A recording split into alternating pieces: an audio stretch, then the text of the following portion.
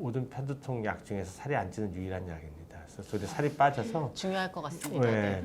그래서 편두통 클리닉에서는 편두통 예방약으로 쓰고 비만 클리닉에서는 비만 치료제로 씁니다. 그래서 대부분 여자들이 그 약도 부작용이 많지만은 참고 잘 복용을 합니다. 그 부작용이 저라도 그럴 것 같습니다. 네.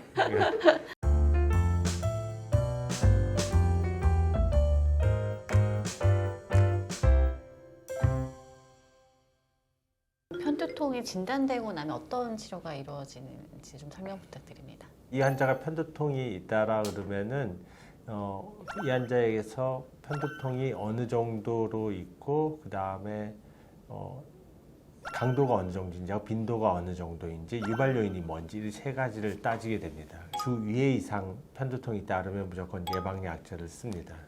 근데 주 2회 미만, 주 1회나 월 1회 정도 있게 되면은 우선은 환자한테 맞는 급성기 치료제를 선택을 해줍니다. 트립탄이라는 제제가 있어요. 우리나라에 이제 5종류가 있는데요. 트립탄제를 복용을 시키고 그 다음에 복용 방법도 가능하면 빨리.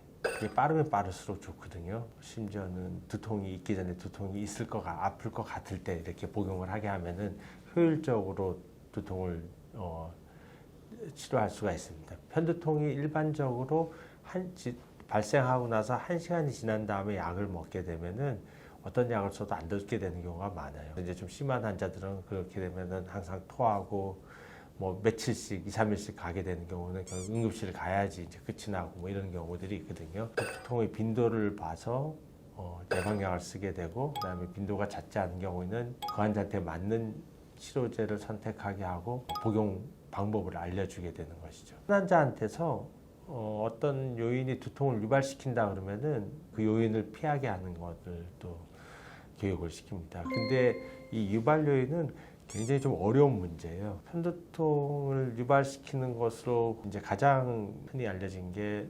월경하고 그다음에 술인데요.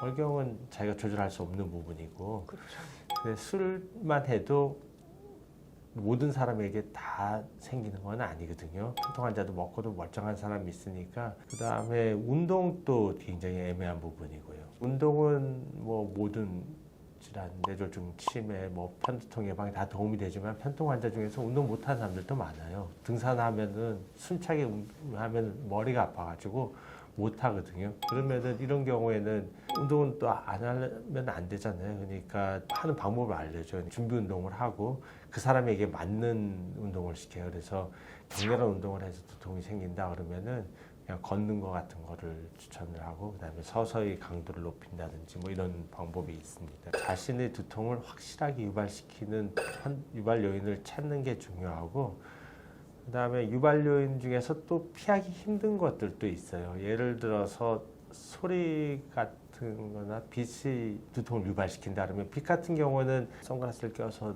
박을 수도 있지만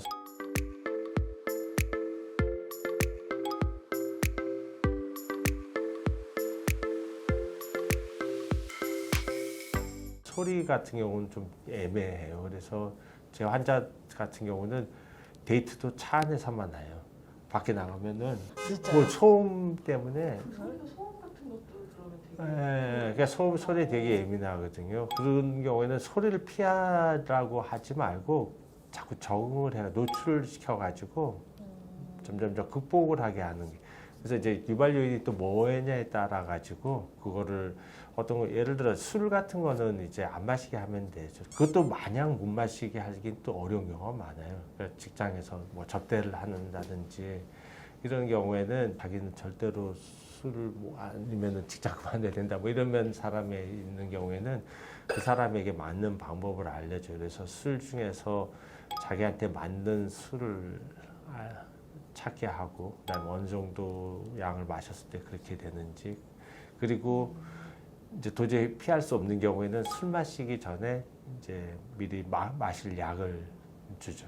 그래서 먹을 약을. 무슨 약인가요? 네, 그러니까 그런 좀 전에 했던 트립탄 같은 것도 있고, 미리 베타 차단제 같은 예방약이나 그걸 미리 복용을 하고 나면은 그러면은 괜찮은 거죠. 지금 말씀하신 트립탄제의 경우에 혹시 부작용이 있을까요? 가슴이 조인다든지 목이 조인다든지 뭐 이런 느낌이 오는 경우가 있어요. 근데 트립탄이 우리 국내에서 사용할 수 있는 게 5종류가 있기 때문에 네. 어떤 트립탄은 좀 효과가 강력하고 부작용이 더 센 대신에 어떤 거는 좀 더 효과도 마일드하고 부작용도 마일드한 경우가 있거든요. 그래서 대부분 의사들이 한 환자한테 여러 가지를 다 시도를 해봅니다. 그래서 그 환자한테 가장 맞는 트립탄을 찾아주게 되는 거죠.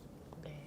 이제 트립탄 외에도 또 관심 갖는 두통 치료법 중에 하나로 보톡스도 사용되고 있잖아요. 예. 그러니까 트립탄은 아플 때 복용을 하는 거고 이제 예방 치료로 가면은 예방 치료는 전통적으로 쓰는 게 항우울제하고 항정간제, 혈압약 이렇게 3가지를 써왔었는데 이 3가지 모두 다 부작용이 많고 효과가 좀 떨어지기 때문에 많은 환자들이 중간에 몇 개월 이상 복용하는 경우가 굉장히 드뭅니다. 무슨 부작용이 나타나가지고? 각각이 다 부작용이 있는데요. 약에 예를 들어서 베타 차단제 같은 경우는 우울감이 생긴다든지 기운이 없다든지 그래서 그거를 이용해서 우리가 또 약으로 쓰기도 합니다. 예를 들어서 뭐 연주 같은 거 할 때 하기 전에 막 긴장되고 가슴 두근거리고 이런 환자들한테 이거를 주게 되면은 약간 릴렉스 되는 그러니까 건가요? 청심환 비슷하게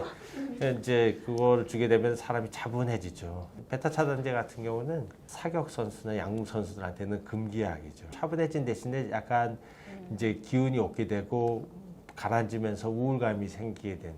혈압약인 칼슘 통로 차단제 같은 경우에는 오래 복용을 하면은 뭐 파킨슨 증상이 생긴다든지 변비가 생긴다든지 살이 찐다든지 하고 뇌전증 약은 이제 크게 2가지가 있는데 발포르산과 토피라메이트가 있는데 발포르산 같은 경우는 임신 중에서 사용하게 되면 기형아가 나온다든지 그다음에 살이 찌고 머리털이 빠지고 손이 떨리고 하거든요.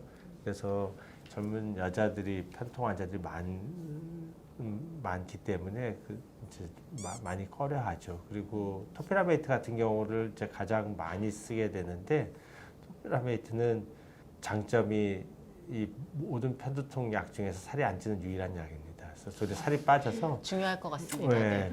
그래서 편두통 클리닉에서는 편두통 예방약으로 쓰고 비만 클리닉에서는 비만 치료제로 씁니다. 그래서 대부분 여자들이 그 약도 부작용이 많지만은 참고 잘 복용을 합니다. 그 부작용이 저라도 그럴 것 같습니다. 네.